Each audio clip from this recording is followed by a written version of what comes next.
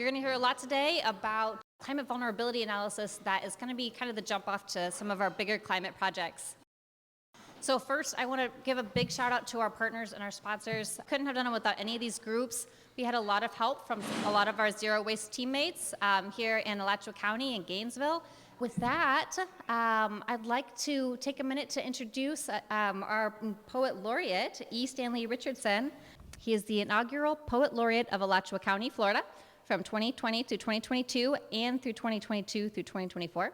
We're very excited to have him start off our conference today.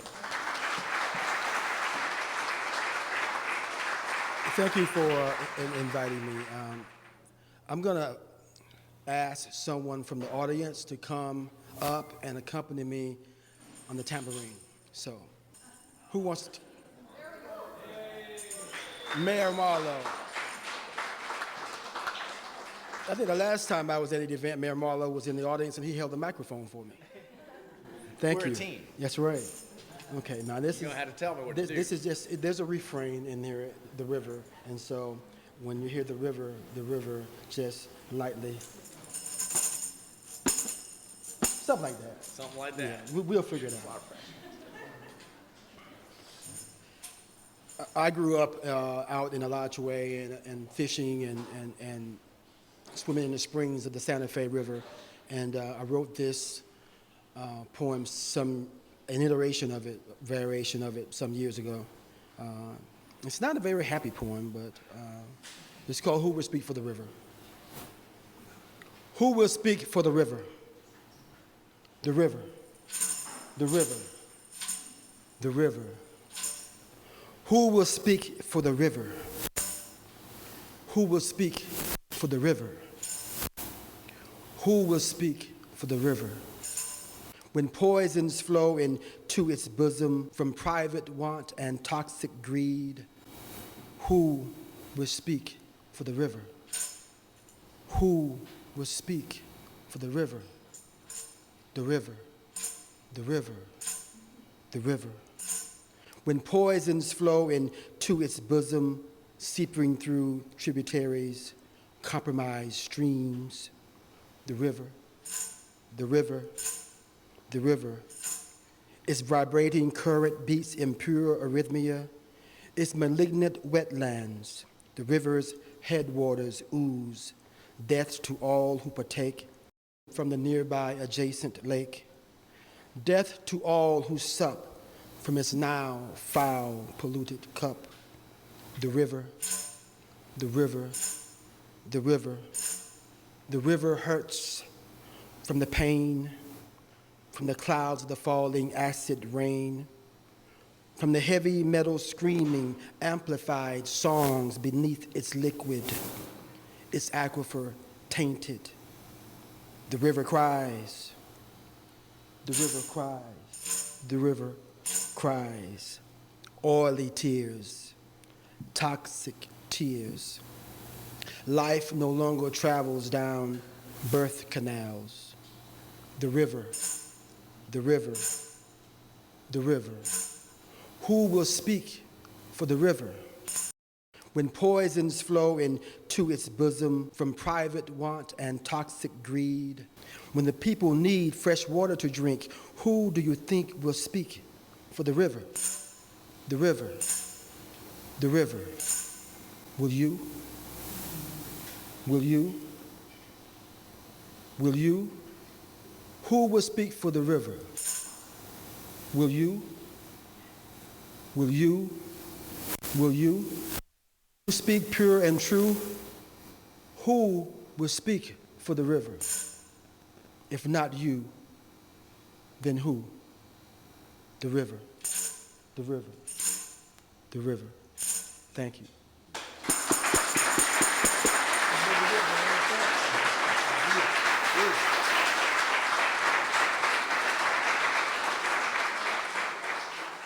Good afternoon, everyone. My name is Shane Williams. I am the stormwater engineer in the Alachua County Environmental Protection Department, and I am been managing the project that we're going to spend a lot of time talking about today, which is our climate vulnerability analysis. A little bit about me if you haven't met me before. I am not a native Floridian. I'm actually from Pennsylvania, graduate of Villanova, and then on to UF, go Gators. The work I do with the EPD involves climate vulnerability, stormwater management, particularly as it relates to water quality, and stormwater retrofit projects, and also administering the stormwater treatment code for the county. I've worked for Alachua County for 5 years now. Prior to that, I spent 14 years working for Marion County, doing a lot of stormwater construction projects, floodplain modeling, and watershed management planning. So I'm going to start an introduction today about the county's climate initiatives and our climate planning process, and then I will turn it over to Justin Gregory from Jones Edmunds, who is Jones Edmunds is the consulting firm that has been the prime contractor for the vulnerability analysis. Justin will give 2 presentations, actually, each with 2 panels, and then we'll move to the panel discussion. This work began really back in 2020 when the County Commission directed staff to begin the development of a climate action plan. And the ultimate outcome of everything that we're doing with our climate initiatives is to form that climate action plan.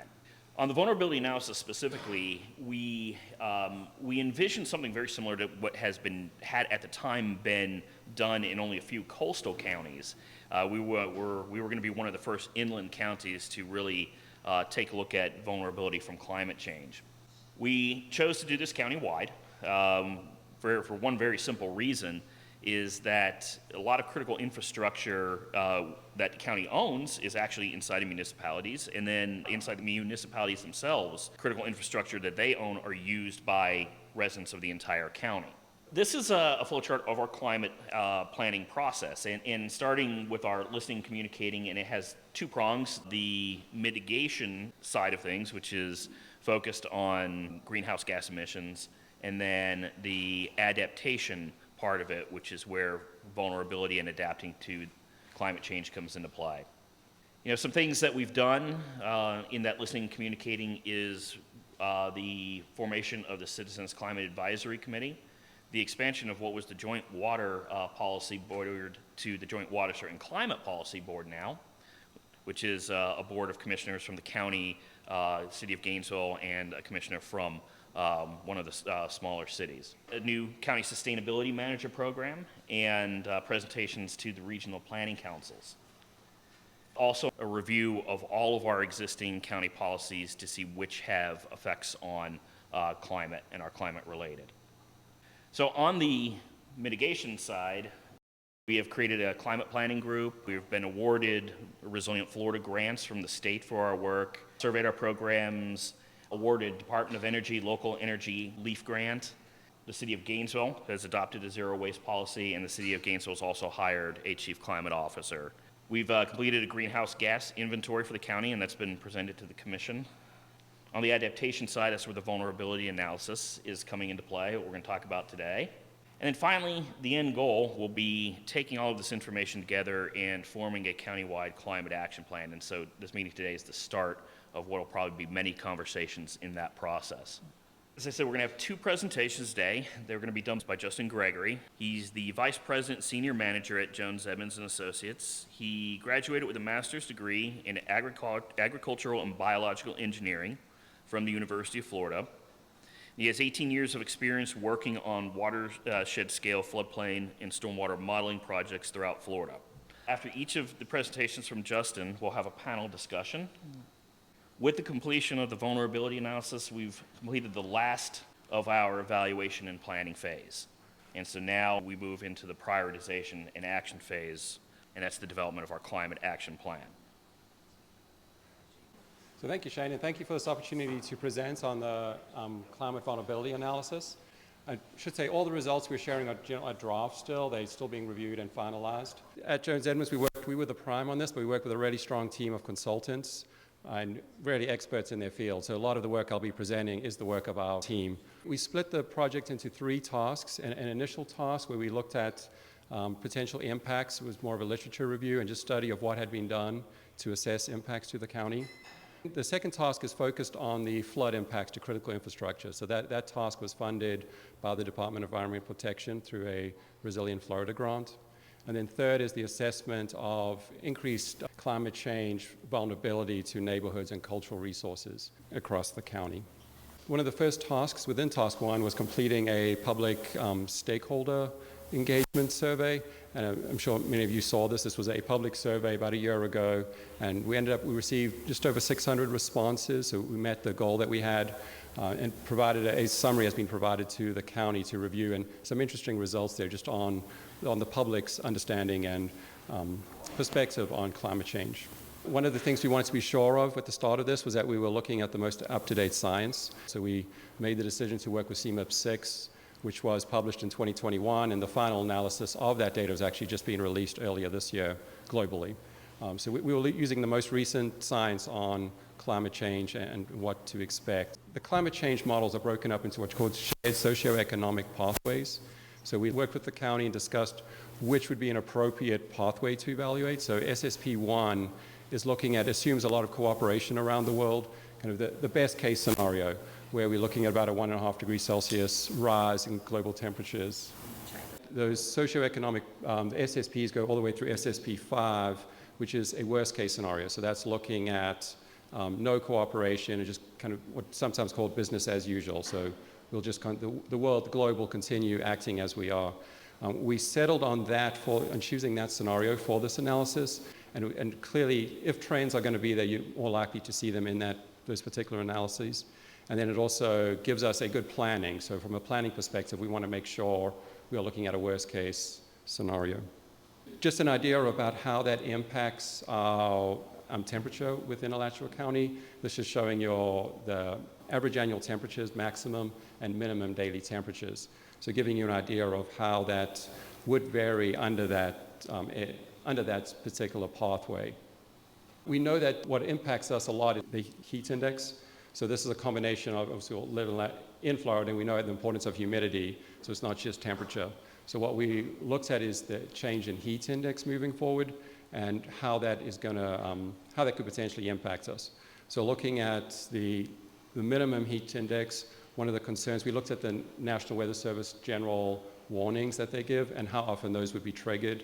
And as you can see, we see even in the minimum, we would start getting heat index warnings. But that's the minimum daily temperature. And then maximum, you can see a similar trend, so increasing heat index warnings, and that's the number of warnings you would see in a year. And you can see that the most is in that extremely hot. So the extreme temperature is where we start seeing that the biggest change from the changing climate. We worked with Fernleaf, who's a national expert in looking at vulnerability, including looking at temperature vulnerability. And they use a system where they assess vulnerability using a combination of what's called exposure and adaptive capacity. So in this case, exposure is looking at the developed land, and adaptive capacity is looking at how much tree canopy there is and economic or percent of medium income, so looking at people's ability to deal and adapt to that heat. And we're able to take those and map those countywide and start looking at spatially where the county is likely to be the most vulnerable to these increases in temperature and heat index. Then we're able to overlay with that other indicators. So in this case, we're looking at people living in mobile homes. So this is more than 19% of the population lives in a mobile home. Generally, they are more susceptible to heat, just with limited cooling. And we looked at a variety of factors. This is just one of them. Another example is where we've got, due to age, so where we've got individuals over 65 or young children as well. We'd looked at that and looked at those population distributions among the county and how that overlays with that vulnerability. And then also school children can be susceptible to high heat temperatures. So this is looking at the distribution of those schools and education facilities across the county and how that relates to that vulnerability to temperature.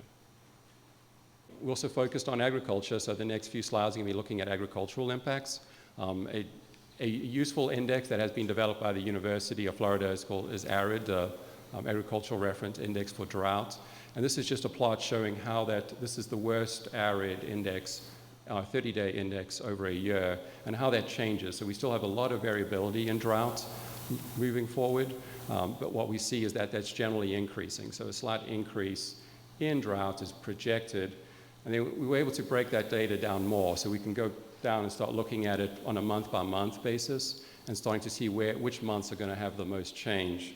And you can see in that in some of those May, June, and July, we really start seeing a very clear trend of increasing drought in some of those early summer months. We then started focusing on actually how would that impact crop production. So we worked with some crop modelers, and they were able to set up crop models using a model called DSAT, which was originally developed at the University of Florida, and taking some of the models for representative crops in Alachua County. As a field crop, we chose corn or maize to simulate. For forage crop, we chose Bahia grass, and then for a vegetable crop, we chose snap bean. That was the most representative. We could find that there was a model readily available. And we can start looking at how those crop production is going to change. So we evaluated those under irrigated and non-irrigated conditions and under fertilized and non-fertilized conditions to see the impacts on those crops. And that's assuming that that's the same cultivars that we're using today. So we're assuming that the same cultivars going forward. And then we were able to evaluate yield, the crop yield, the biomass, fertilizer demand, and irrigation demand. And we looked at 2030, 2040, 2070, and 2100. So for corn, what we see is a significant reduction in yield and production of corn. Corn struggles with the increased heat.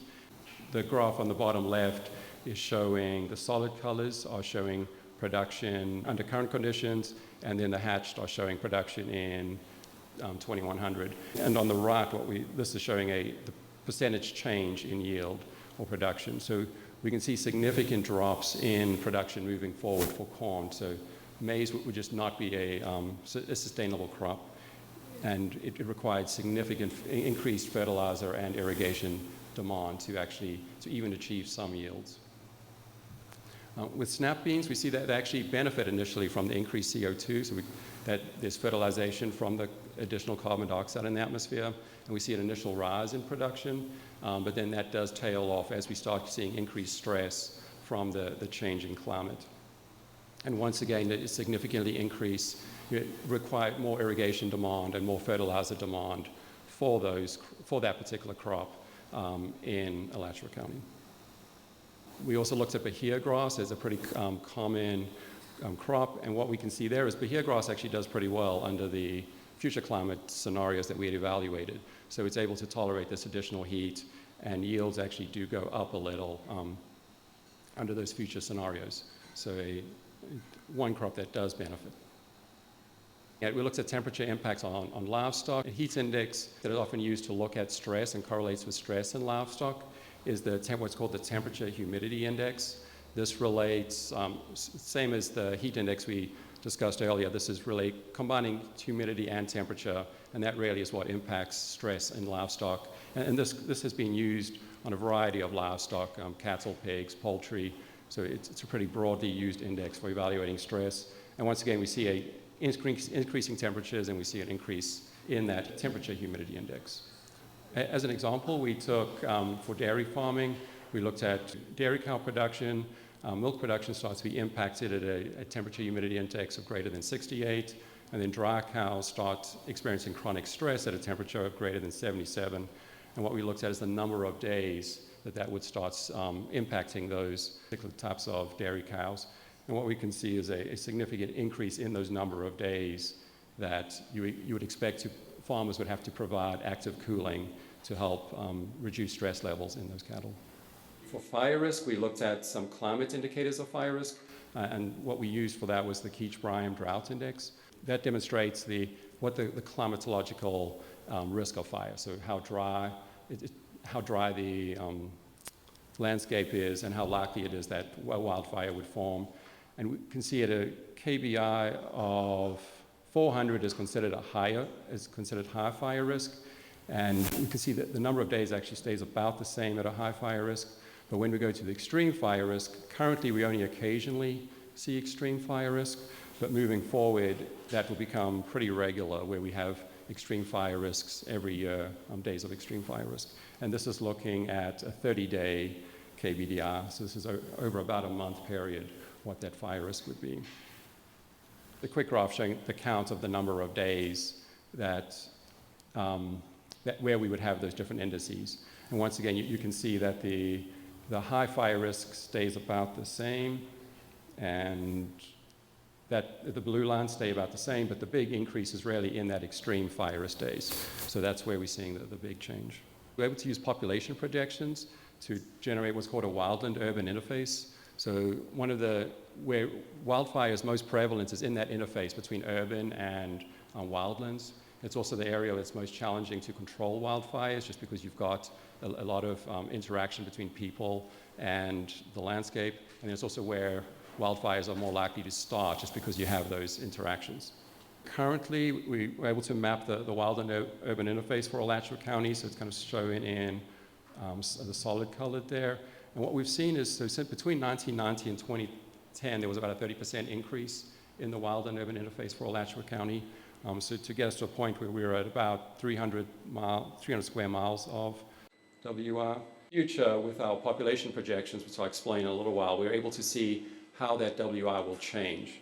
So we can see between now and 2040, we have about a 30% increase, going all the way to about 2100, where we'd be doubling the wildland-urban interface. So these are the portions of the county where we expect to be more fire risk and more challenges fighting fire.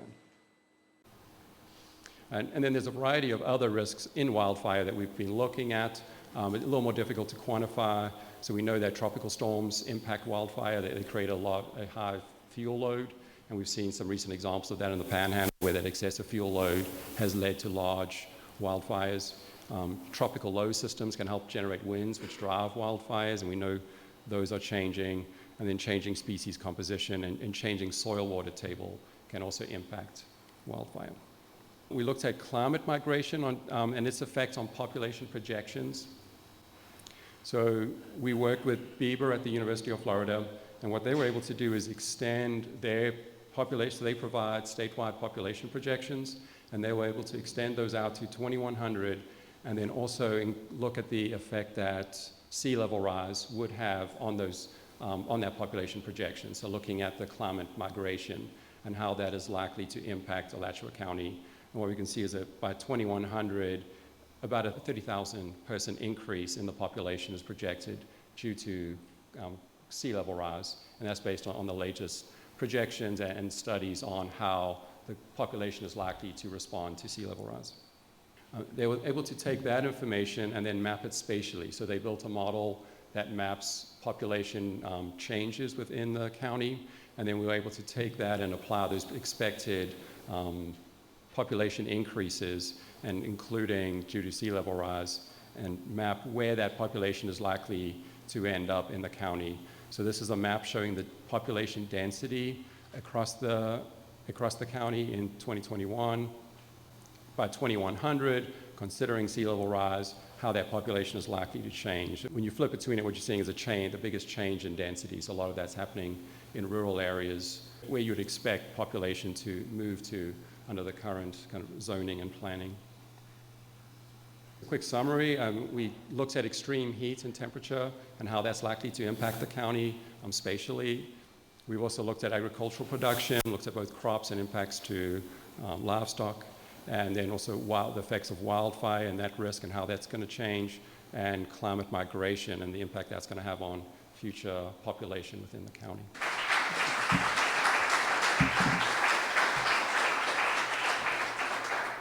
So we'll move on to our first panel, and I'm going to take the opportunity to introduce everybody on this first panel. And they'll be give some thoughts on this the first presentation, and then we'll have time for questions from all of you. Starting close to me, our first panelist is Andi Christman. Andi is the manager of Alachua County's Land Conservation Program, also known as Alachua County Forever. Andi has worked in the protection and management of conservation lands in Florida for over 26 years with the Florida Forest Service, the Florida Park Service, and now Alachua County. Next to Andi is Emily Gorman.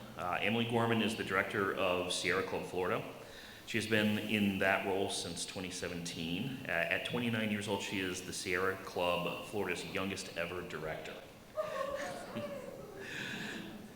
She first joined the organization in 2016 as an independent consultant with Suncoast Sierra Club group in St. Petersburg, where she led volunteer teams in the Ready for 100 campaign to secure the first 100% clean energy commitment from any city in the South. In her subsequent role as a national organizer, she worked on issues related to clean energy, environmental justice, transportation, and disaster resilience. She has served as co-chair of the Miami Climate Alliance, which fought for the development of the Miami-Dade County Office of Resilience. She is also a member of the Department of Agriculture and Consumer Services, Florida Advisory Council on Climate and Energy. She holds a Bachelor of Arts in Cultural Anthropology and a MBA, both from the University of South Florida. As a graduate business student, she authored the transportation section of the university's Climate Action Plan. Next to Emily is Dr. Michelle Rutledge. Michelle Rutledge is a member of the St. Peter, St. Paul Community Council and the local Swanee St. John's group of the Florida chapter of the Sierra Club. Her home is a historic African American and rural agricultural community. Michelle has a passion for volunteering with a special interest in advocating for equity and environmental justice.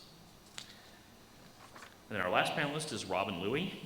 Robin is the co-founder and director of the Rural Women's Health Project and has served as the community liaison to the Gainesville-Alachua Immigrant Neighbor Inclusion Initiative. With over 30 years of work in health justice in the U.S. and Central America, Robin has worked with Latino immigrant communities and health and social service providers to address health disparities, facilitate community-developed health messaging, build community health worker programs, to build replicable health and social justice policies in rural and semi-urban communities. So to start our panel discussion, I think first I'd like to give each of the panelists a chance to talk on some things. So I think, Andi, maybe I'll start with you, being a land manager, and we just saw the impact of climate change on wildfire and wildfire risk. So maybe, Andi, if you could talk about that, what that means for land managers, whether it's the county with our preserves, the water management district who owns significant lands, state lands, or even private landowners. Sure, thanks Shane, and thanks everyone for being here today. As those of you or those of us who have lived in Florida for multiple years know, Florida has habitats that have evolved with fire. Fire is a natural part of the existence and function of the ecosystems that we have in Florida. What that means in the human landscape context is that fires will occur. Typically lightning-started fires, but also fires sometimes ignited through human action. And for those of us who have worked in natural areas land management, the question becomes, what type of fire occurs? Is it a accidentally or naturally ignited wildfire, or is it a human-ignited prescribed fire? And you may be familiar with the concept of prescribed burning as an intentional human action taken to light the woods, usually, on fire with the specific intent of reducing the natural vegetation growth, which is considered the fuel for wildfires. So we will light a fire to reduce that natural vegetation growth or reduce the fuel that accumulates in the woods, and also to support the diversity of the habitats that are the ones that have evolved with fire, and therefore the species have evolved with fire. So fire is already something that's happening on a regular basis in these natural areas. The points that are so important coming out of this vulnerability analysis is that the risk of the wildfire, which is the uncontrolled and typically more devastating way that fire can occur in our combined human and natural landscape today, that wildfire risk is what is going to increase. With that increase of risk, comes an increase not just in the number of wildfires, but the severity of the wildfires, which can lead to even greater difficulty to control and more significant impacts, more tree death, more potential wildlife death or impacts when those fires become much more severe. It also means that the land manager's ability to apply prescribed fire as a preventative will potentially reduce as well. As those weather conditions become more extreme, the agency in the state of Florida that regulates the use of fire and also responds to the wildfires on the ground in the state, which is the Florida Forest Service, has to stop conservation land managers from using prescribed fire just to make sure that they have adequate resources to respond to the wildfires that may be occurring at the same time. So each day that you lose the ability to apply a prescribed fire on the ground means loss of management of that wildfire fuel, which means an increased risk of a worse wildfire on that site in the future. And it ends up being this sort of vicious cycle. And so that is one thing we're going to have to be looking at, not just in Alachua County, but throughout the southeastern United States, and certainly in Florida. It's already extremely difficult to apply fire on the 2 to 4 year return interval that's common for most of our upland habitats that are fire adapted. And so that difficulty is only going to increase with time. One direct action that anyone can have is to support the use of prescribed fire by trained practitioners, recognizing that every prescribed fire that's conducted in a safe and well-planned manner reduces wildfire risk. It also means burns happen on a day when smoke is intentionally directed away from roads, intentionally directed away from homes or schools or any of those human infrastructure components that may occur in the wildland-urban interface. And of course, wildland-urban interface is only going to be increasing, so those options for good, well-planned burn days will diminish over time. In addition, of course, supporting the protection of lands, conservation lands, like through the Alachua County Forever program, will help ensure that there are managers that are focused on that type of wildfire management and prevention through activities like prescribed burning and mechanical fuel reduction, which is mowing, basically, in the woods. So continued protection of conservation lands will also aid in long-term wildfire management and prevention. Thank you, Andi. Robin, I'll jump to you next. So some of the things that we saw is about some of the effects of the impact of increasing daily maximum minimum temperatures and heat indexes. What does that mean for labor and in terms of worker safety, health standards, and even the movement of workers?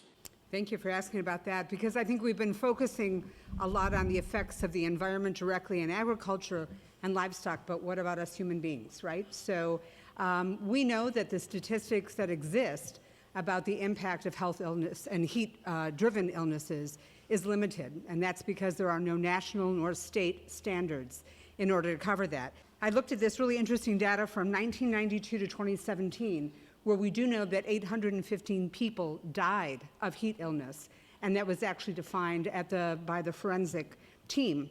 But what about the 70,000 workers that are living with the illnesses as a result of exposure to heat? So that brings us to the issue of the laborer. And when we look at statistically what we can find about impact, obviously those that carry the greatest burden are people of color.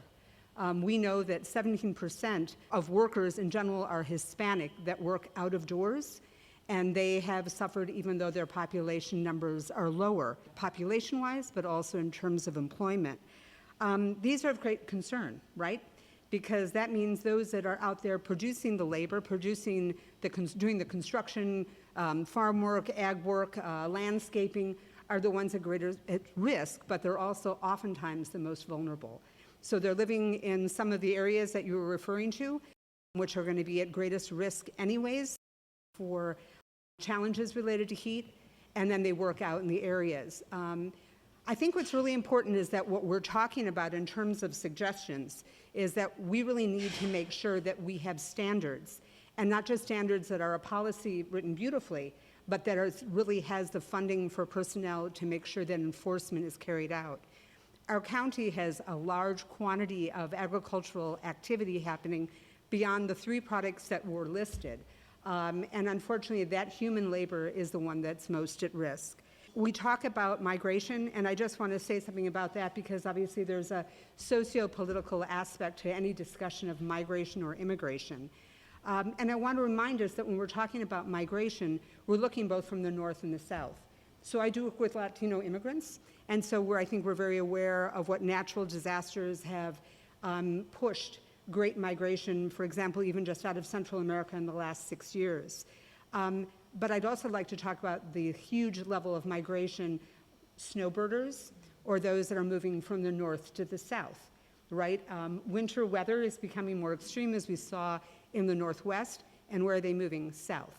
So we're going to be strangled by the increase of population that was articulated. The needs will be great, but that also means there's going to be need for more labor and for more people that would be put at risk. So I really hope that we would consider the really simple steps of water, shade, and rest. It is a statewide movement being led by religious leaders and also those working in agriculture to demand that statewide and within our county, because Alachua is already a leader. We're looking at having farm worker housing established here. That takes enforcement. We're looking at meat processing. That takes enforcement. And there's labor behind that.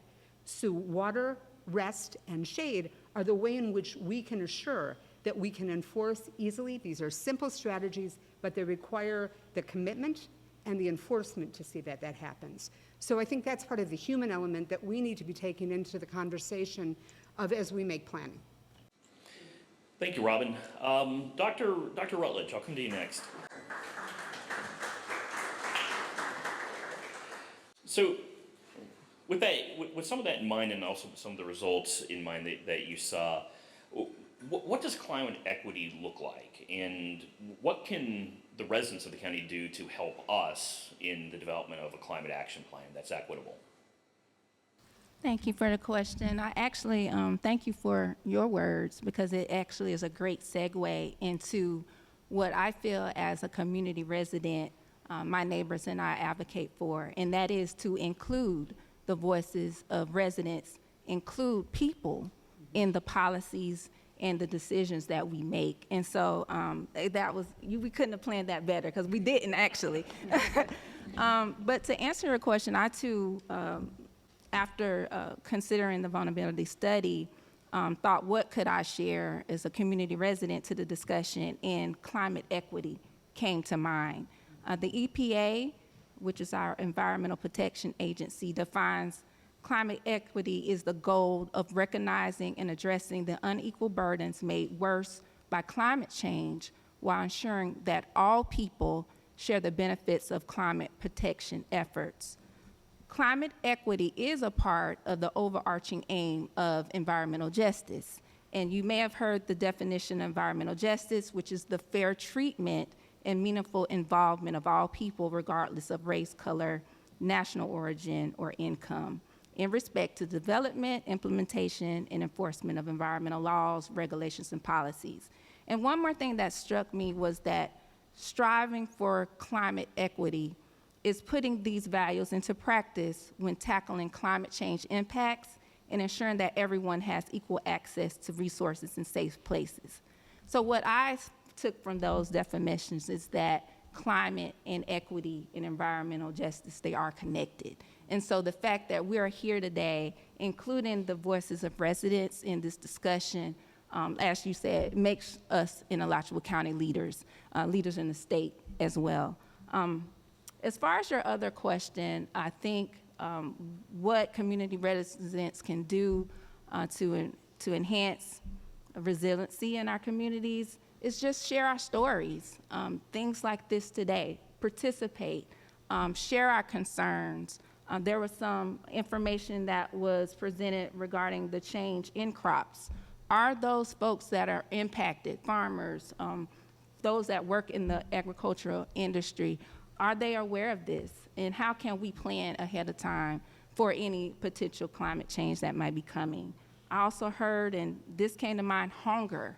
What if this change really changes the impact of the amount of food that we can produce. We already know that poverty and hunger are some issues here in Alachua County. So what can we do to plan in advance for any potential climate change? And then I also heard, and which is important because I am from a historic African-American community, farming community. I'm a descendant of Black farmers. How can we also preserve heritage and culture and keep that a part of the conversation? So I do think sharing our story can be something, connecting, having the county connect the different areas within the county that have shared stories, that have shared visions as we're planning. I think those are some things. So thank you so much for your time. Thank you, Dr. Rutledge. So, Emily, you also, in the Sierra Club, you've also done a lot of work on environmental justice. And so maybe you can also give some thoughts on environmental justice and then also on just resiliency in general.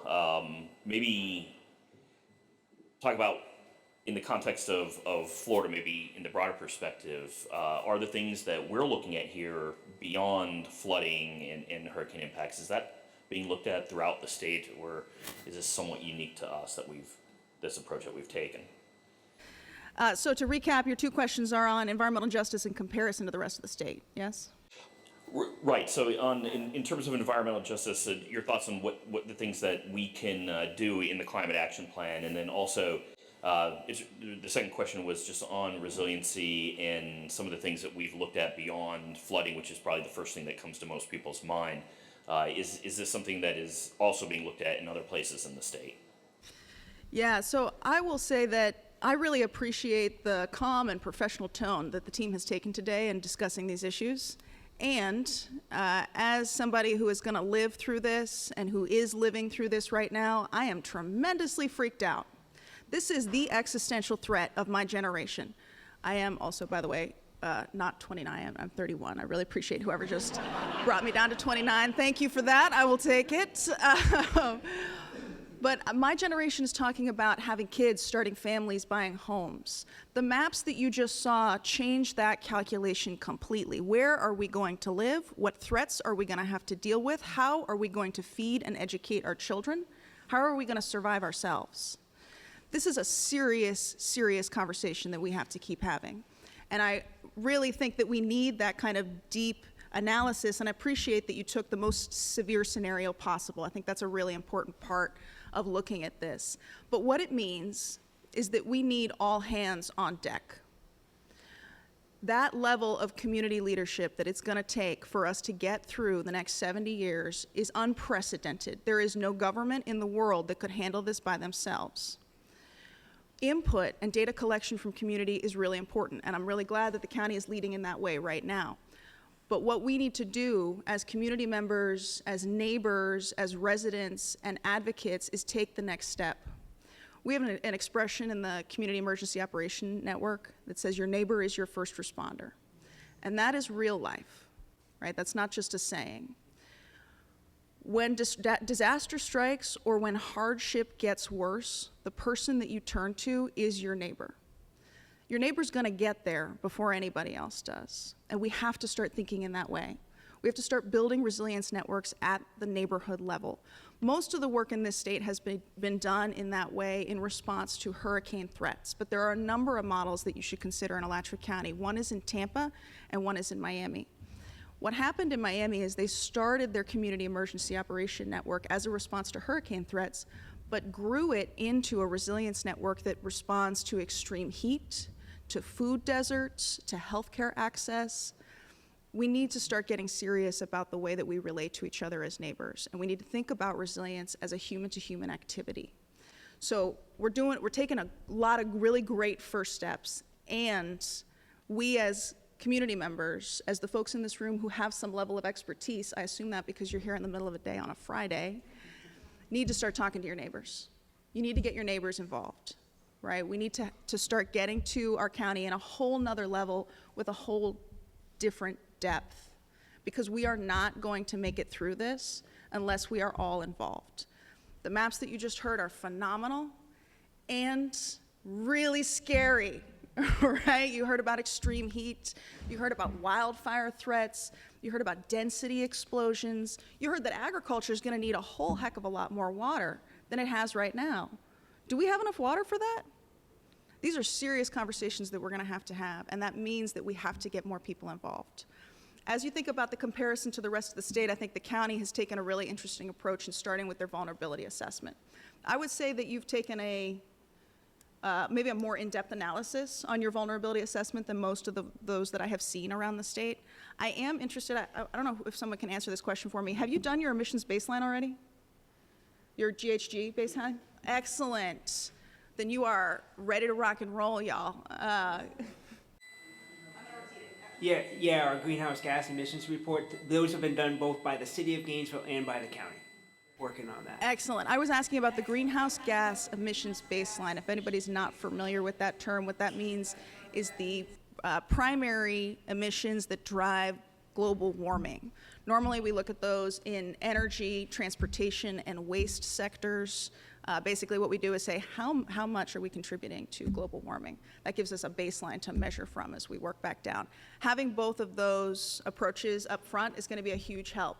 And now we're in a position where we're going to need to educate the community at large so that they have the agency that they need to participate in decision making.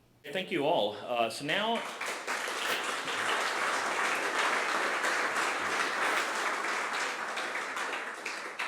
I'm going to hand the microphone to Betsy here. So this is an opportunity for all of you to ask questions of our panelists. We've got a couple minutes here, so I think maybe we'll do 2 questions. And there'll be another later too. Here, Kali. When you talked about climate migration, we're looking in the future for people in South Florida to escape the advancing shore, but does that include what's always been a traditional migration to areas like people in Maine coming down to Florida? Is that still in the model? Yes, and that's the original growth line you see is predominantly based on migration into the county from other communities, but more traditional rather than climate-driven or sea level rise-driven.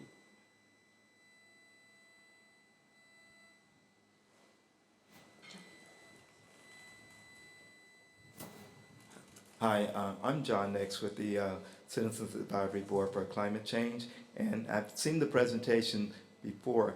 One of the things that stood out in my mind was whether or not we looked at a combined effect of all these things together. These don't stand by themselves, so you have the impact of several of these things. So doing the model, where you're able to combine some of these activities together.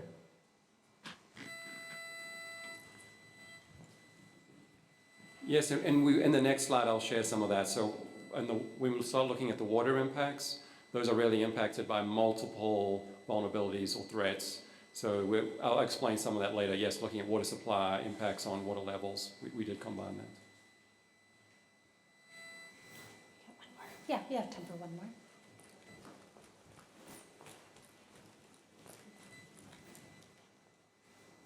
So, hi, my name's Sarah. I'm with the Suwannee St. John's Group Chair.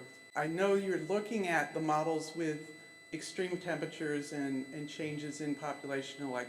Had you thought about if we were to accommodate for all of this change, in order to make our lives feel similar to how they are today, meaning, keeping your indoor temperatures to a reasonable degree, having foods that are produced to keep your calorie count up to what it is. Have you put a dollar amount to how much more this is now going to cost each individual in the county?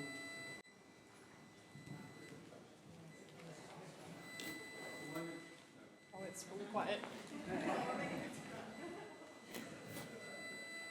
And we have not looked at those economic impacts directly of these vulnerabilities and threats. Maybe we throw that to the panel if you guys have any thoughts about. I can't give it a dollar amount, but I will say that every model I've ever seen tells us that those who are already carrying the most burden in a community will carry much more burden as we move forward. That means that the people who need to benefit first, foremost, and the most from solutions are the folks who are most burdened. I hope that helps.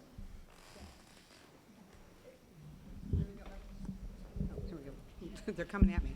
I mean, let's talk burden. Let's talk money. Let's talk healthcare. I work with farm workers, and I can tell you that one day of rain is one day of lost wages. One day of hospitalization is not only your day of lost wages, but it's tens of thousands of dollars, what is equivalent to a year and a half of your salary.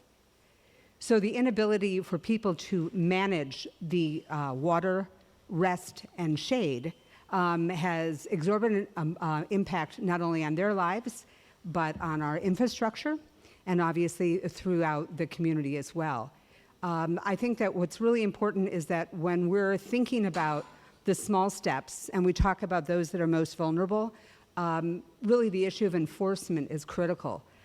Because I can tell you, in the fields that I'm working in, oftentimes the farm owner is different than the person who manages the labor. And the idea of bringing in H-2A workers or visa workers, where supposedly it is the crew leader's responsibility to supply everything, is your way of wiggling out of our responsibility for where our food comes from and the human beings that work in our communities. I think it's always important to remember that farm workers that migrate, H-2A workers that come in, because we're talking about mobilization and mobility, they're the equivalent of your snowbirders. And we as communities never have a problem taking money from those who come in for that short period. But we sure as just as easily have no problem making sure that those who work hard and are here creating labor are the ones who are left behind. So the impact of climate has a double punch to those who are most vulnerable.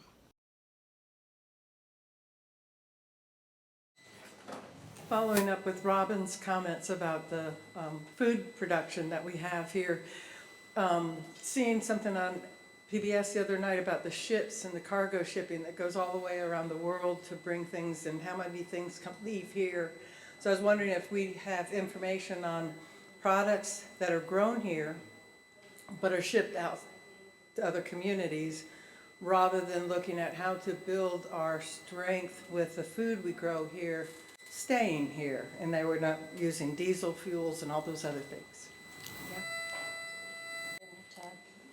Probably a panel question. Did you have a thought? Did you have a thought? Okay, let me throw that to the panel too.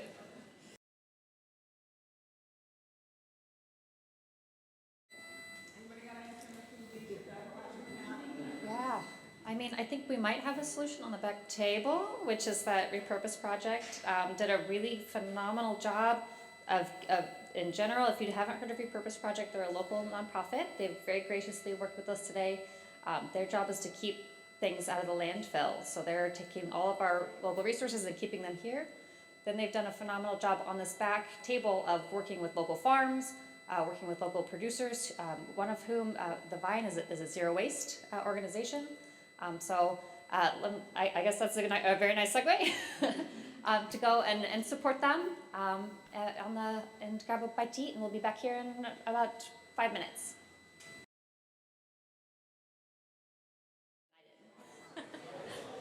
Hi everyone, this is an amazing turnout. So before I talk, I just had to say thank you for spending your Friday afternoon with us and caring so much about climate and about the possible solutions to climate change. Thank you all for being here. I just wanted to quickly respond on the local food question. It was a great one, and I think I just wanted to share some of what we are doing. The comprehensive plan, which is sort of our guiding document for land use in the county, actually has local food resilience and as a primary objective in our economic development element. So it's a key focus for the county in terms of the way in which we look at economic development. And I think the county is doing a lot of work, little by little, step by step, to try to begin working in those areas, both from the area of food access and food justice, and how do we make sure that everyone can access fresh, healthy, nutritious food and access that through local farmers in ways that respect the workers and respect the ground that it was grown in. And we're also working on processing capacity. How do we begin to support our farmers so that they don't just grow the food, but they can also process it here so it can stay local and we can have it instead of it being shipped all over the country. And last but not least, we're working through our, thanks to you all and passing Wild Spaces Public Places, we have resources, we have funding resources to be able to buy land and to buy conservation easements. Easements are essentially buying the development value off of a piece of property and protecting it in perpetuity, but allowing it to stay with the landowner. And we're looking at doing feasibility and exploring prioritization of agricultural lands in doing some of those easement purchases. So how can we work with our ag owners so that they can keep doing agriculture on their land, but we can help them realize some of the development value of that land so they don't have to sell that land off to developers and end up building houses and commercial development on it. So that's something we're just getting started with, and I just wanted to share all that with you all. So thank you.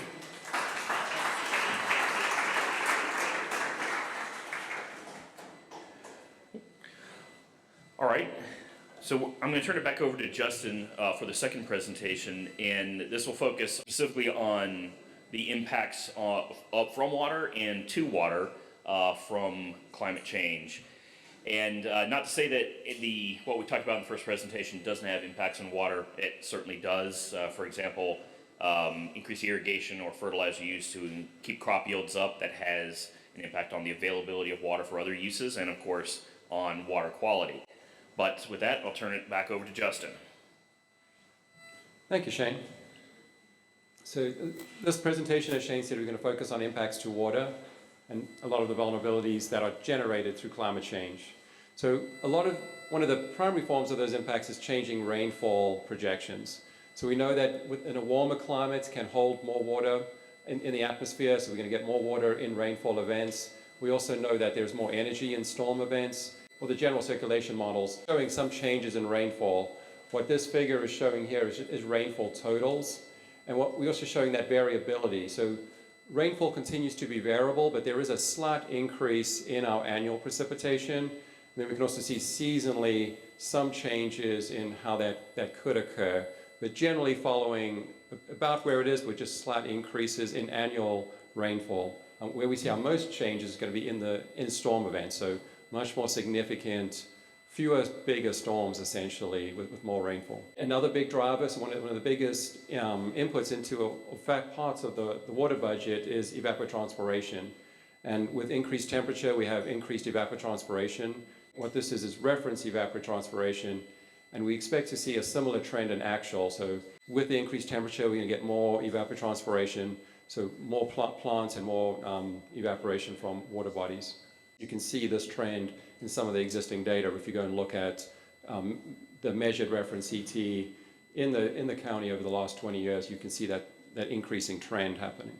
So we took that information, and what we're able to do is use the water management, the St. Johns River Water Management District has a groundwater model, the North Florida, Southeast Georgia, so a regional groundwater model that is used for permitting water withdrawals within the water management district and within the county. And we took that model and we updated it to account for the changes in recharge.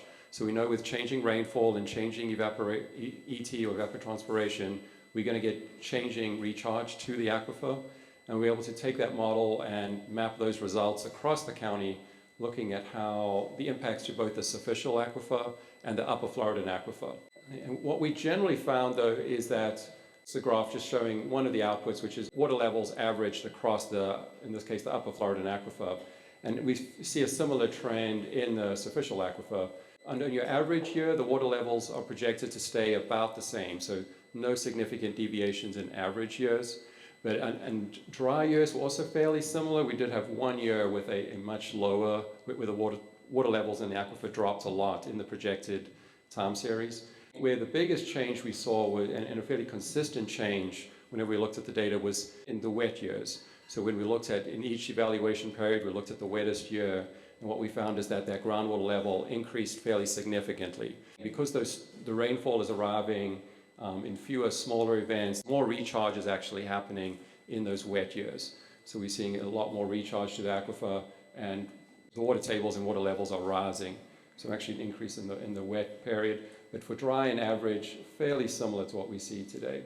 So we were able to take that information and start looking at potential impacts to wells across the county. We were able to estimate the casing depth in these wells, and we evaluated where those were likely to impact. So a map showing the region, we can kind of see the central portion of the county and up to the northeast is where we get potential impacts. Now, we don't know the depth of every well within the county, but we can estimate that. And so we're starting to look at where we could potentially get potentials with wells, and that was in the very dry periods that we evaluated. So the Upper Florida aquifer would get lower than what it currently is. We've just completed an analysis of surface water impacts to 3 lakes in the county. So this is projecting what the impacts to those lakes could be. And we were able to correlate monthly net rainfall. So that's for each month, what the projected difference between the rainfall total and the evaporation is. So how much rainfall actually makes its way to the lakes. And we've got a pretty strong correlation based on historic data, and then able to project that forward using the projected rainfall and evapotranspiration. We've converted this to wet area, so the area of the lake that would be wet, so how that area is going to fluctuate over time. This is Newton's Lake at about 6,000 acres, and we can see moving to 2030 a slight increase.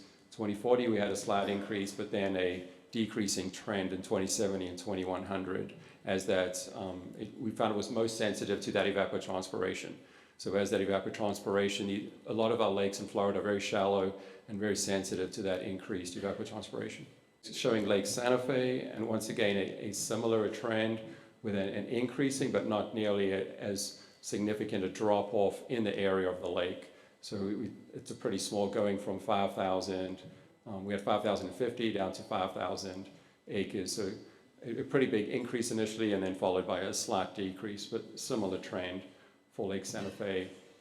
And then Orange Lake showing, once again, a large change in area, so a significant reduction in area projected based on these data. Now, I should note there are a number of repercussions, obviously, for that, one being water quality. So we know that as the lake areas shrink, we start running into issues with water quality. We also looked at the Santa Fe River. Here we're looking at the correlation between the 3-year net rainfall. So base flow in the Santa Fe really responds to a longer time frame of rainfall than we see in the lakes. But we've got a strong correlation between the 3-year net rainfall and the annual base flow in the Santa Fe River. And so the base flow is shown in the blue line is base flow, and we can show the historic and the future. And we can see there is somewhat of a decreasing trend, still a lot of variability, but a decreasing trend in that base flow. And then red is showing the runoff response. So that's the response to a storm event where we actually get runoff is driving the flows within the Santa Fe River. And once again, a lot of variability in that. And we can see a slight increase in that with the projected extreme storm events, so more heavy rainfall. And this is summarizing that in a bar chart, so we can see the green is the storm flow, the red is the base flow, and the blue is the total flow in the river. So once again, it initially increased up to 2030 and then slowly decreasing up to 2100. But you can compare that between 1995 and 2021. We can see what that was historically. One of the big impacts is obviously going to be the water supply. We discussed increasing irrigation demand. It's one of those factors that takes a lot into account. So we know rainfall is changing, evapotranspiration is changing, population is projected to change.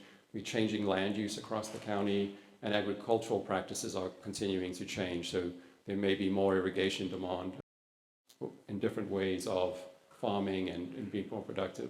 One of the changes we looked at was projected lawn irrigation demand. So this is what a St. Augustine grass in Alachua County would demand as far as how many inches of water that crop would demand over those periods. We can see that variability, but generally an increasing in dry and wet season and annual irrigation demand. So once again, an increasing demand for a particular grass, which is obviously common, St. Augustine, which is commonly grown now, and how that will change and impact our water supply and water needs. So from an agricultural water use, we evaluated 3 different scenarios. So one is a high water use, which assumes that the area in agricultural production stays constant. So taking that where we are today is an acres of the county that is used for agriculture. And historically what we're seeing is a pretty constant trend in increasing irrigation acreage within Alachua County. So we're seeing more and more acres every year being irrigated.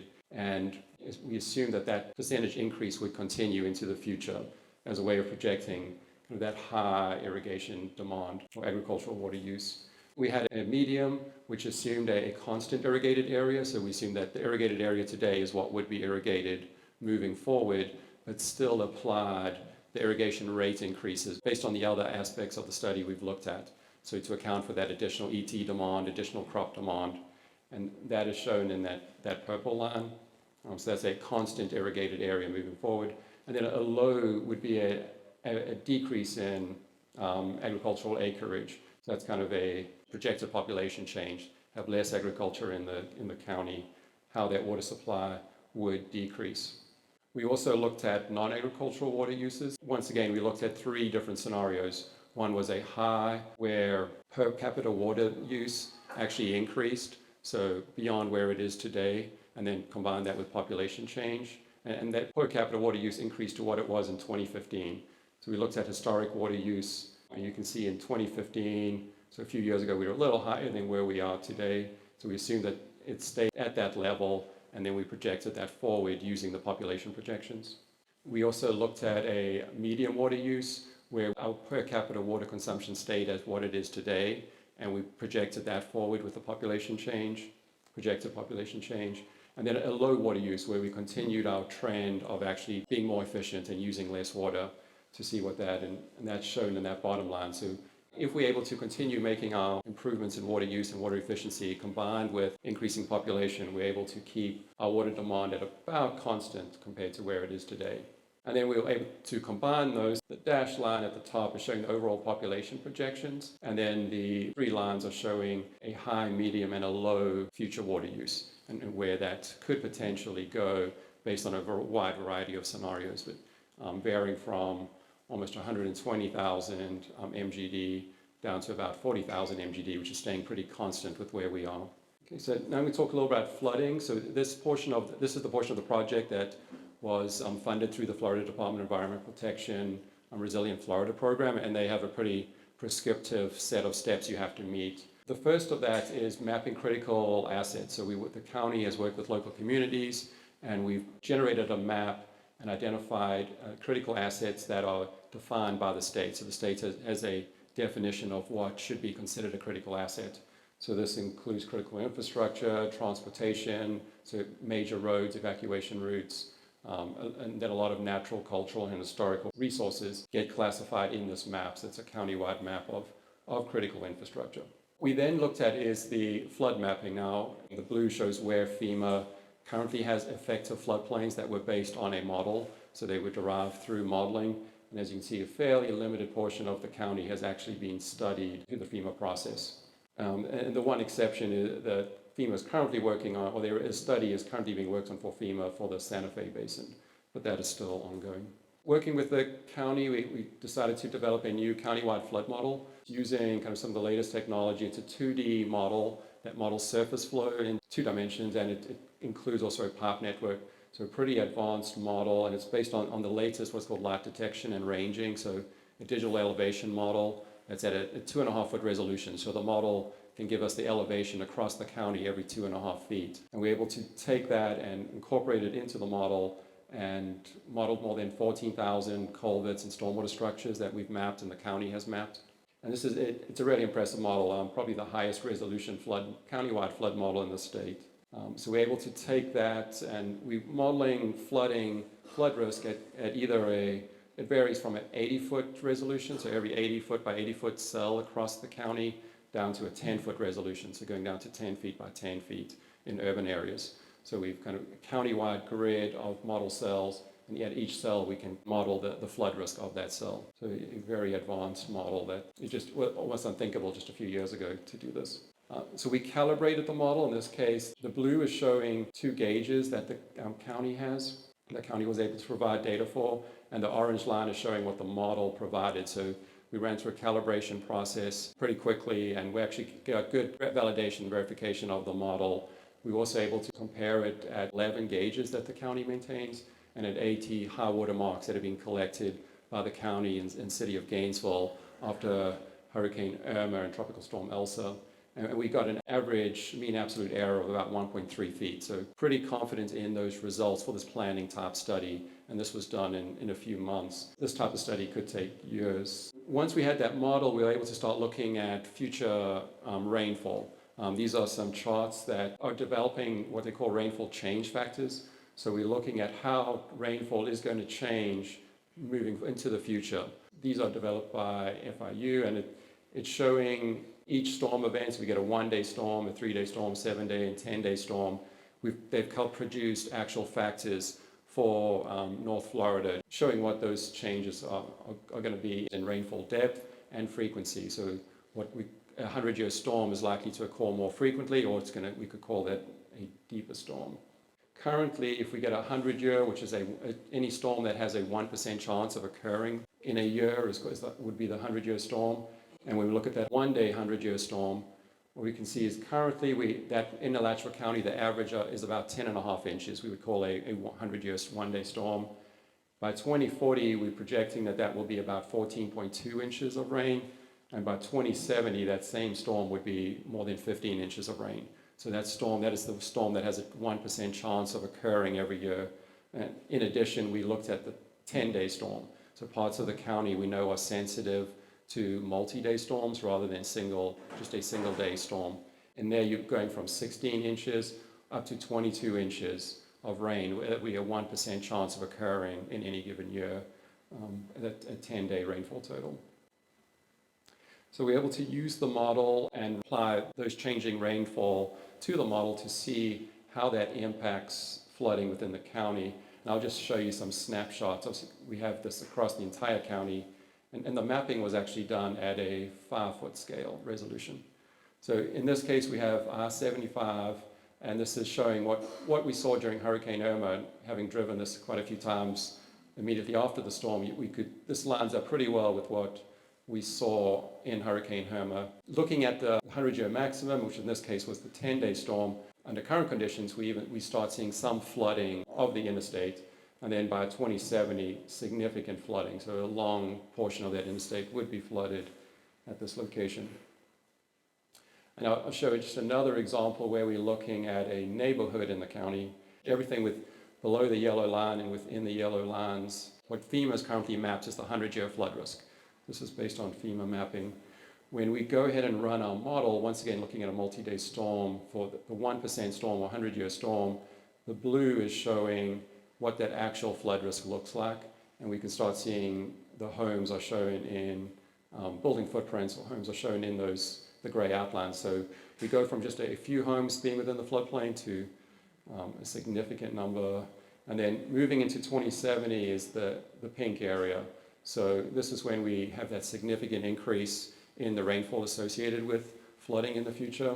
And we can see substantially more homes are now subject to, in that floodplain. Okay, so just a quick summary. From the water aspects of this project, we've looked at groundwater impacts using modeling to identify how the aquifer is likely to respond to changing rainfall. We've looked at surface water impacts to the lakes and the Santa Fe River, expected surface water impacts. We've looked at water supply and where that could end up considering climate change. And then flood impacts as well. We've developed a countywide flood model that it gives us the ability to see how flood risk will change under future extreme rainfall events.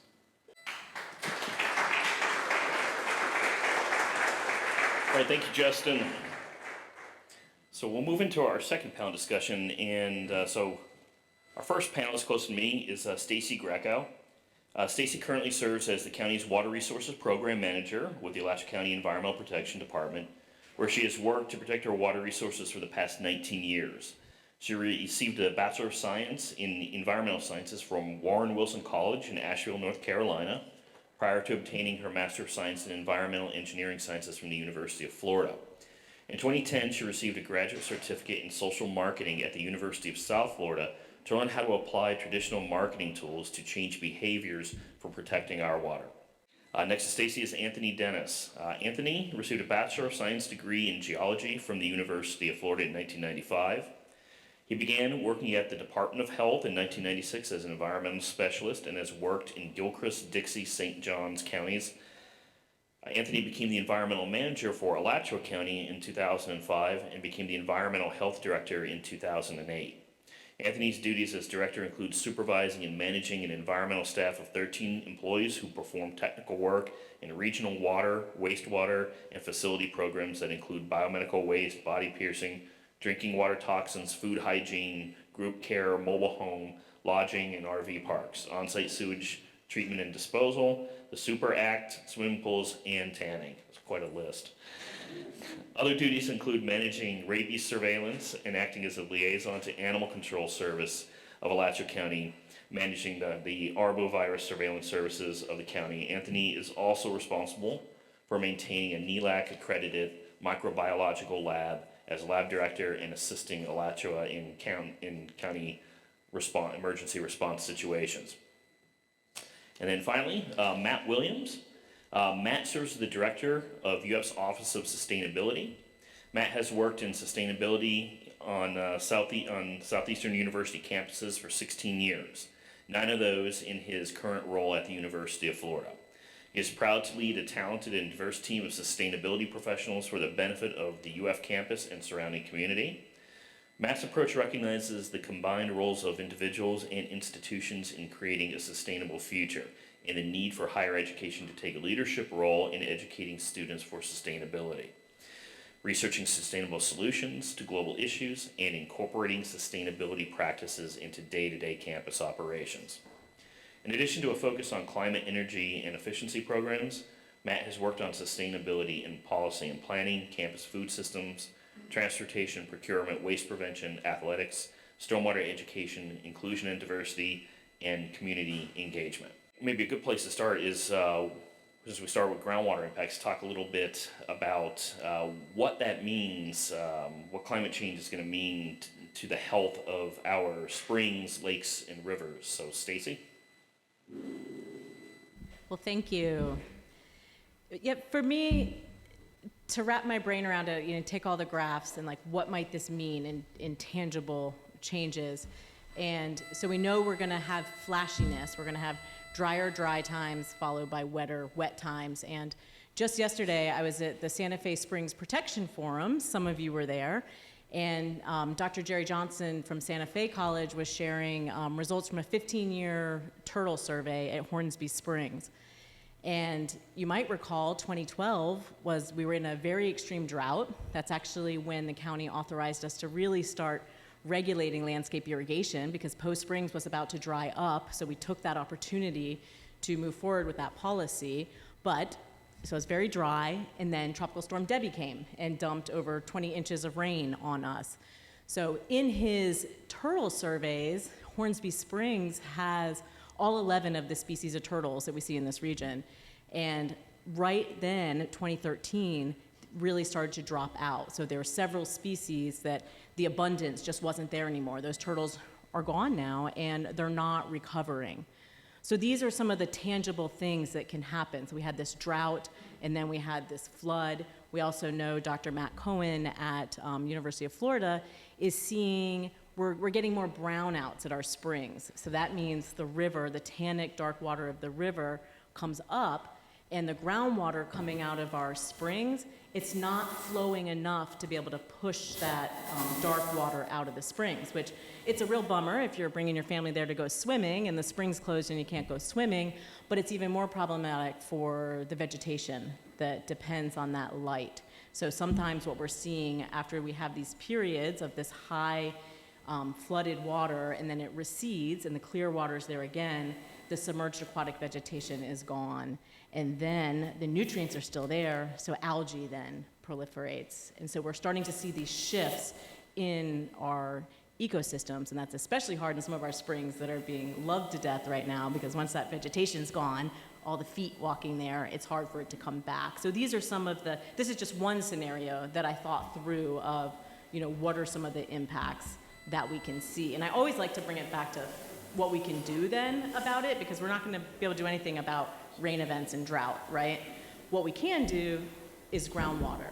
You know, how much water are we pumping out of the ground? And if we can increase recharge on Andi's conservation lands, and by changing our farming practices and definitely what we do on our yards, then that is one resilient strategy, just as much groundwater as we can put in, because we also learned that this is exactly when, you know, the farms are going to be needing more water. So just anything we can do to leave more water in the ground is a key strategy, I believe.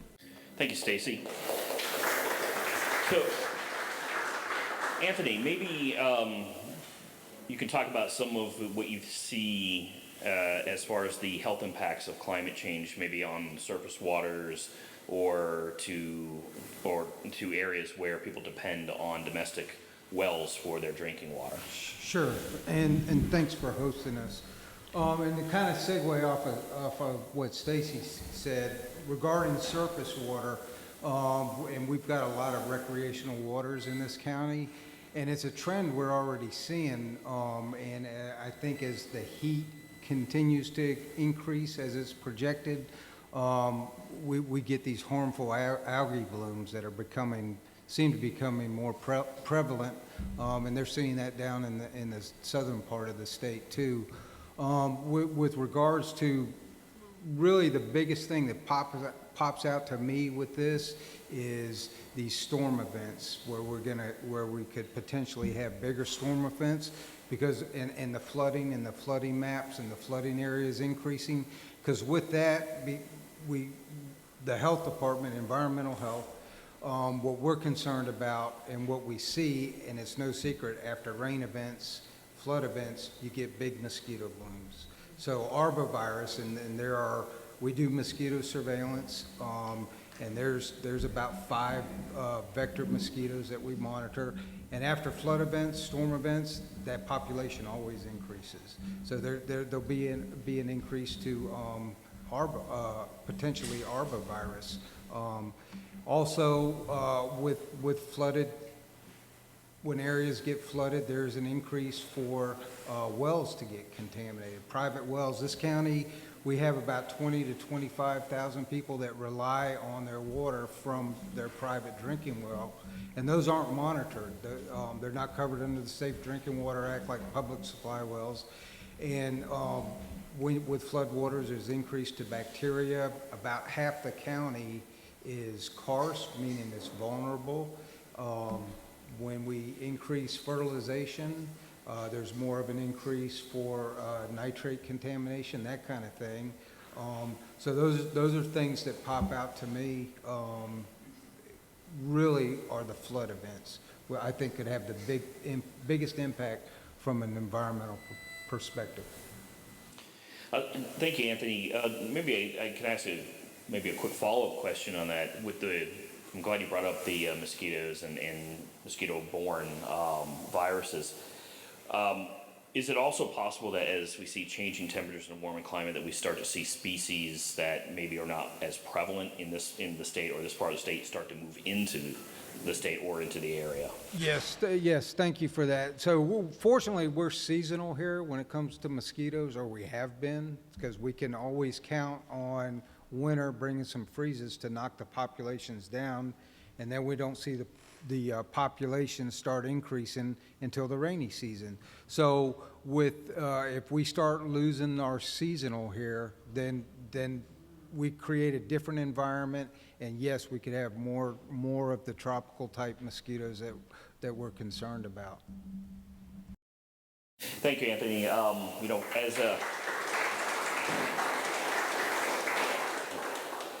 one of the things I'll add also to this from my perspective as a person who's focused most of their career on water quality and water quality retrofit projects, knowing that some of the changes that we're seeing will have impacts on water quality, it is now something that we have to consider in our project planning what the future is going to look like, and things that we assumed would work and improve the water quality in our lakes, for example, might not hold true in the future as the lake levels decline. Matt, you created a climate action plan for the University of Florida, and so What advice can you give us as the county as to how we should approach our climate action plan, having seen all of this information?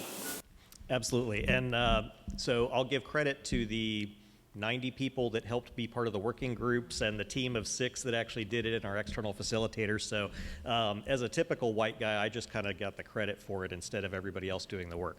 But the lessons are that it is, it's a daunting process, it's a challenging process, it's a necessary process, and it's an exciting process.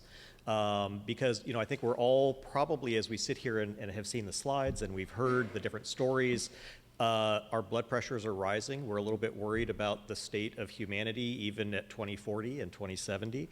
And so when we do the climate action planning process, it allows us to really kind of come together and say, these are the things where we already have people in our community that are working on this. And I think that's one of the special parts about Alachua County in particular, is that we have this opportunity to be one of those examples of how to do it right within the state of Florida, within the Southeast, within the nation, because we have passionate individuals like here in the room and in our community that are already taking action on these things. So we can catalog those, amplify those, and try to see what can be done to move those forward faster. The other one is that we have an amazing diversity of thought to be able to think about where there are these interconnections with climate action planning as well, because it is something where the difficulty can be if we're only thinking about the environmental side of climate change, we may come up with a solution that actually is a real large negative for the other sides of sustainability, is the social, the economic, and the environment. So for example, we had a very passionate student say we should ban all cars from US campus. We've got RTS buses, everybody can take the bus to work, except that our lowest paid employees may not even live in Alachua County. And if we ban cars, you know, what is their process for getting to work? Because there's not an inter-county bus system that exists right now. So we have to make sure we're keeping all of that together in the same place. I will mention that sort of as a final point that the outcome of the plan is important, but it's actually the process that's super, super important. And what we saw on campus was people who have previously come from positions where they were saying, my issue and needs are maybe not necessarily in alignment with yours, through the process of doing the plan realized, wait a minute, this is where we directly overlap, and it's a benefit to me and it's a benefit to here. And so we have a community that is really looking forward in terms of what's possible when everybody pushes forward. I'll leave it at that for right now. All right, thank you, Matt. And so I hand the microphone back to Betsy, again, for your questions for the panelists.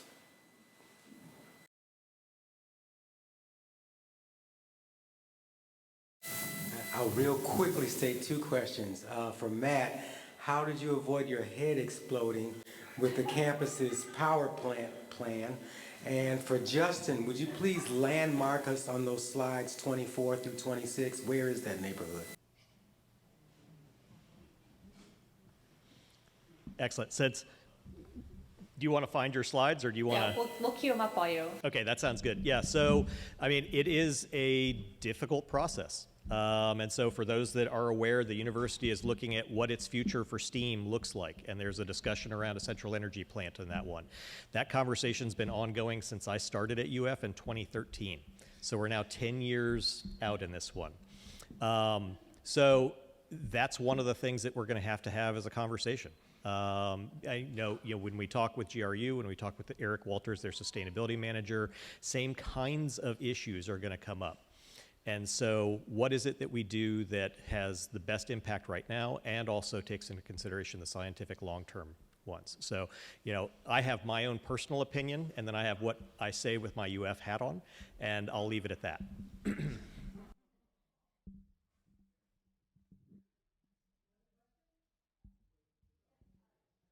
Yeah, and I was trying to be a little vague. This is in the county, so it's in the city of Gainesville, this particular neighborhood. And then we'll go back. Sorry. I don't want to get everyone. So this, there'll be points. This is a 62nd Boulevard. So this is I-75.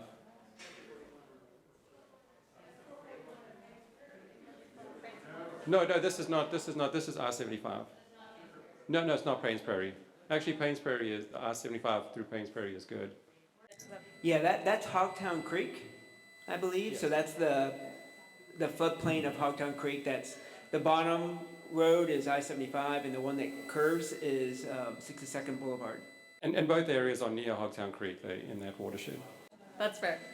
We will be getting a full report of this, and the county's going to be working on ways to showcase these results to help answer a lot more localized questions.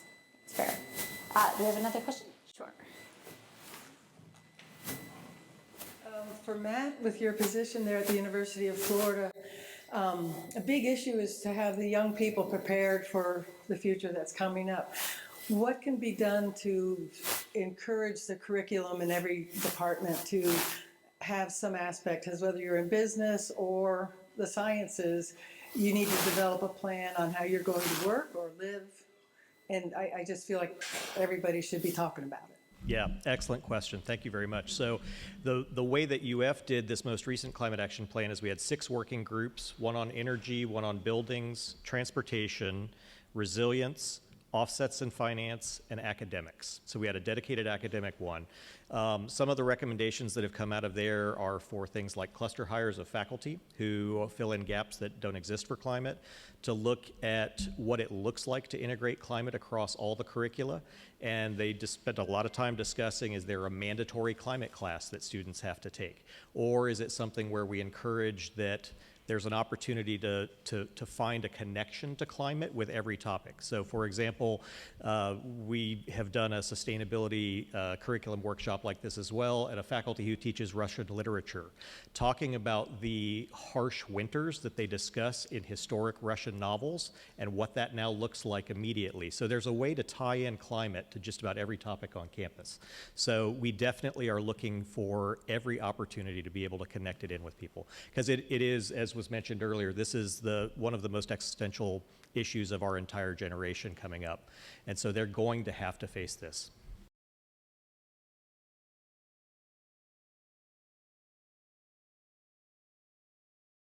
Thank you. I have a quick question. You mentioned buildings, and my concern for anybody who comes to the board asking for permission for building is to put screens on these things, you guys, because I'm concerned about the heat and not being able to air condition, to afford air conditioning, number one, and then those mosquitoes you're talking about, you know, people can still sleep on a porch if they've got screens. So have any of you guys, any of you all dealing with builders in terms of how they're addressing this, you know, what we're seeing in terms of the change in the climate, particularly heat? Because my concern is, particularly while we live in Florida, that our builders are not paying attention. I mean, you look at Miami and they're still building like crazy down there, you know, so I'm wondering if anybody is talking to the builders, the architects in Florida regarding what's coming. Thank you. I mean, the health department doesn't. A little bit we get involved with construction with regards to septic system permitting. I mean, my only comment would be, I mean, everyone's trying to be more efficient, have more efficient houses, so they are trying to at least address that. Yeah, I think there's both the buildings that the university builds, and then there's also the students that are in design, construction, and planning as well. So we definitely have lots of programs for the students that are coming up to learn about what can be done. And then we actually, Dustin Stefani, who's our sustainable building coordinator for campus, is in the back of the room as well. And so his job is to help make sure that every building constructed is as sustainable as possible and takes into consideration these kinds of building concepts. At my previous university in Alabama, there was a real resurgence of Old South architecture because it was built pre-air conditioning, and there were a lot of components of that design that are what we may need to bring back for climate change as well.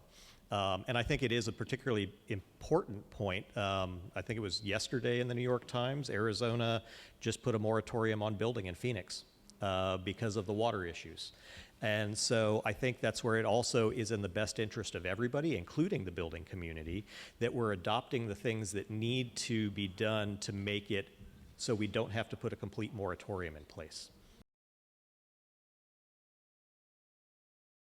It's a great question. I've been very busy trying to work with builders to get them to not put in permanent irrigation. And in my experience, it's a tough demographic that is, and you have to reach the upstream very early on in the process. So, I mean, you know, if we want to change the way development is happening, you know, 10, 15, 20 years from now is when we need to be having those conversations. And in my experience, too, voluntary programs don't tend to work. So anything we can get into code helps get us there quicker.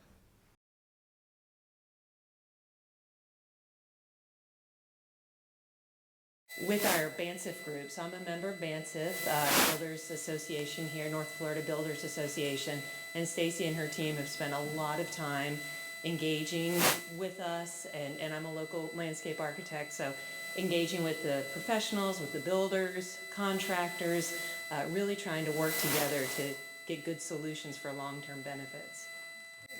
So I've seen about 3 different hands up, but we are at 5 o'clock.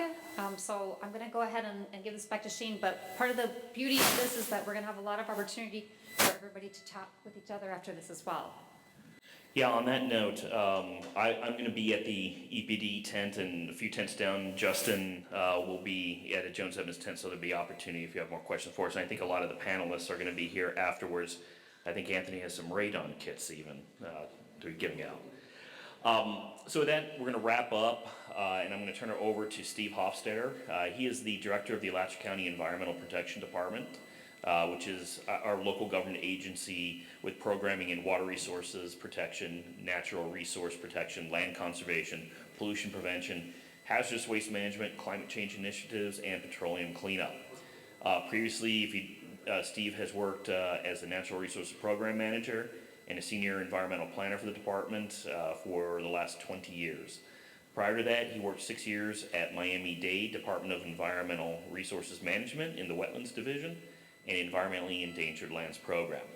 Native Florida, Steve holds a master's degree in biology from Eastern Kentucky University and a Bachelor of Science in Zoology and a certificate in Environmental Studies from the University of Wisconsin-Madison. That's Bucky the Badger, right?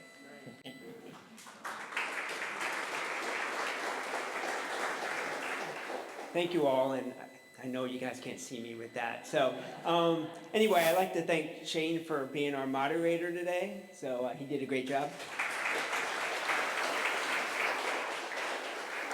All right, so I'm going to just have a few slides to wrap us up and talk about next steps. Listening, gathering, we kind of put that at the front because that's where we need to start, but that never stops. We're going to continue to do that through this process. We've been gathering information. Like we said earlier, we did a greenhouse gas inventory.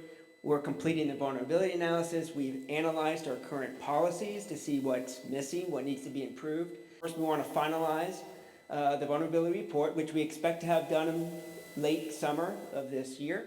We want to continue to have discussions like this. I think we all appreciate the amount of information we all have, and we can learn from each other. So we're going to continue to try to do this. We do this a lot through our Citizen Climate Advisory Committee, which John Nix is our current president. And through that group, we meet monthly, and we continue to move this effort further. We take information from that group, and we come to the Joint Water and Climate Policy Board. We've talked a little bit about that group. That is a makeup of City of Gainesville, county, and small municipal commissioners. And so that's how we get that information out to our policymakers. So the next step, we're going to start drafting what these policies look like for our comprehensive plan. We believe that'll take about a year to a year and a half, and I'll talk about a little bit why we think it'll take that long. And then right now, coming into this fall, we want to create a website and a dashboard to get information out to the public, so you all can see the kind of information we're gathering, what's happening in our climate, actually have measurable information there that you can see how things are changing, and be able to see where we are in our process. So we're hoping to get that started this fall. So here's our vision statement for a climate action plan. It's to guide, develop, and cultivate environmentally, socially, and economically resilient strategies and equitable solutions to climate change for the entire community. So that's basically what we've been talking about today. We want to make sure we're thinking about the equity issue and we want to cover, as Matt said, the environmental, social, and economic components of this. So how are we going to do that? We have a lot of categories we're gathering, but it's not just, another way to say this is sectors. So we've talked a lot about agriculture and food security and energy. Those are obviously big areas of focus, so we're likely going to kick into that right away. We already are moving forward in those areas, and because that's where we're going to see a lot of change quickly. So this is an area we're really focusing on. And of course, equity. Equity is going to be tied into everything we do. We're going to focus on those who are going to be impacted first, and that is often tied to equity. And so we're going to be focusing on where those policies, how we're going to get those policies done. We want to get the business community involved. This says local green and climate related businesses, but it's really all of our businesses can have an impact on how we're affecting the environment and climate. We're looking at ways to reduce greenhouse gas emissions and natural resources and land protection. Andi Christman really did a good job of talking about that, especially in the area of wildfire concerns. And that's really where we're going to get our highest quality recharge to keep our water supply and our groundwater protected. We're going to look at policies related to risk reduction in emergency response. We had a panelist up here from our emergency response team. They got pulled away due to the storm out in the Gulf, so they wanted to make sure they were prepared for that. Another critical component is transportation, as well as critical infrastructure, and that's a lot of what Justin's work is looking at, is where are our critical infrastructure located and which ones of those are going to be heavily impacted. And then finally, but not least, water and aquifer protection. My ex-boss, Chris Bird, who was the director for 27 years in Alachua County, he used to say, everything's about water. If you're not protecting water, you're not doing the right thing. We got to be focused on water. Now we like to say water and climate. Those are the areas we're going to be focused in on. We're going to continue to have these conversations and bring drafts back to you all. We're going to work through our county commission and the city commissioners on how we're going to accomplish that. Our next large event, similar to this, if we want to make this annual, we're thinking about doing this in the fall of 2024. It will likely be a bigger event than this, and the reason why is this was about presenting the vulnerability analysis. So it's kind of one factor. Now we want to talk about all these policies and what we're doing about it. So I'm envisioning something a little bigger, something more truly like a summit, like you're seeing down in South Florida and over in Tampa. That's going to take a little bit more time to gather and work through. I put October 24, but I got to work that through our commissioners and see how well that works.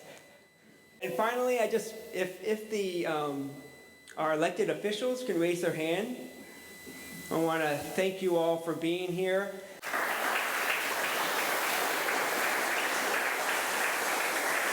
I'm looking for your support, and you all have been giving that support all along, so I want to thank you all. Jones Edmunds and Justin and their team for the project. Again, our panelists, I don't know if they're all still here, but I want to thank you all again. To our community partners, the Sierra Club, who actually helped organize this event with us, our Citizen Climate Advisory Committee members who have been working over several months now to get us to this point, and then all the city of Gainesville, the county employees that have been helping out.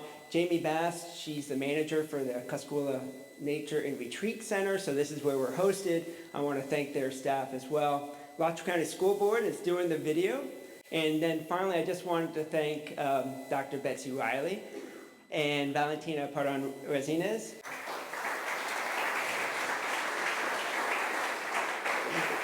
They really did all the hard work to get this done. They were the ones that stayed extra long and really figured out what we need to get done. So I want to thank them all again. Here's our supporters for the group. Again, I want to thank everyone for being here this afternoon. If anyone does have any final questions, we'll be glad to take them. I just wanted to ask if those slides are available on the web. I can answer that. Yeah, they're all going to be available, and not just the slides, but the Alachua County Public Schools have just done a live stream. That's going to be available. Then they're going to go back. They're going to use these beautiful fancy cameras and all of our microphone, which is why we've been so careful. And they're going to make a fantastic version of all of this too, so that we can rewatch and go back, and you can pause it on the slides and all of that. So Hi, I actually have a question for Matt Williams. I'm a UF student majoring in sustainability studies, and I know back in 2021, UF approved a gas-fired power plant, and knowing that the climate action plan that the Office of Sustainability created was to be carbon neutral by 2025, how are you planning to do that with still implementing gas-fired power plants, and you plan to continue them for like long term? How are you gonna get your goal to be carbon neutral by 2025? Yeah, a particularly good question and a pertinent question, especially for everybody that's on GRU power, clay power, any power system that's there. So it's not quite simple, but the power plant is actually for steam. So the university heats and cools with steam and chilled water. The switch to natural gas, we calculated, is actually a 40% reduction in carbon. And so it becomes very interesting in terms of whether you're seeing an immediate reduction in carbon or a long-term reduction in carbon. UF is still pushing for a 2025 neutrality target, and there are a variety of things like study abroad that we know are still going to happen where we're going to have offsets. And so that's why we specifically had an offset and finance committee as part of the climate action plan, recognizing that there were going to be parts of the utility system that are also going to need to be offset as well. So I'll mention though that, that plan, like I mentioned, has been in works since 2013. It's still in the works. And so, there's a lot more to come in that area as well. But again, when you talk with Eric Walters and GRU faces the same thing. We've got a lot of natural gas. We actually even still have some coal in the Gainesville system. So these are the kinds of things that I think any community doing a climate action plan really has to focus on, and what makes it more than just a simple flip switch as well. So I would love if every decision made had sustainability as the primary lens, but we're not quite there yet in a lot of different factors of society. But excellent question. Thank you.